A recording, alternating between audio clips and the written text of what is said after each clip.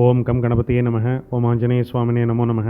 மானிட பிறப்பின் ரகசியமே உள்ளொளி பெற்று தன்னில் இறைவனை உணர்ந்து கொள்ளல் ஆகும். ஒரு சில மகான்கள் உட்புறம் இறைவனை தரிசித்து இருந்தாலும் பலர் புறம் சார்ந்த உருவ வழிபாடுகளிலேயே ஞானம் பெற்று இறை தரிசனமும் பெற்றுள்ளார்கள். ஆழ்வார்களும் நாயன்மார்களும் பற்பல சித்தர்களும் ஞானிகளும் மகான்களும் அவ்வாறே உருவ வழிபாட்டில் மனதை ஒருமுகப்படுத்தி ஞானம் பெற்றவர்கள் ஆவார்கள். விநாயகர் உருவ வழிபாடு செய்ய மனம் பலம் பெற்று ஒருமுகப்படும். முருகன் உருவ வழிபாடு செய்ய வீரம் விவேகம் வளரும். லிங்க வடிவில் சிவபெருமானின் உருவ வழிபாடு செய்ய பாவங்கள் தோஷங்கள் நீங்கும், இறை தரிசனம் கிடைக்கும். பெருமாள் உருவ வழிபாடு செய்ய அறிவு ஆற்றல் பொருள் மேம்படும். அம்பாள் வழிபாடு செய்ய வெற்றி புகழ் லாபம் அன்பு சத்ருஜயம் கிடைக்கும். சித்தர்கள் வழிபாடு செய்ய ஞானம் சித்தி கிடைக்கும். சுப நிகழ்வுகள் நடைபெறும். கல்லில் உனை கண்டு கண்ணீர் நிறைந்திட்டேன், சொல்லில் உனை கண்டு செயலில் நிறைந்திட்டேன், மண்ணில் உனை கண்டு மனதில் நிறைந்திட்டேன், எண்ணில் உனை கண்டு ஏகமாய் நிறைந்திட்டேன். வாழ்க வளமுடன்.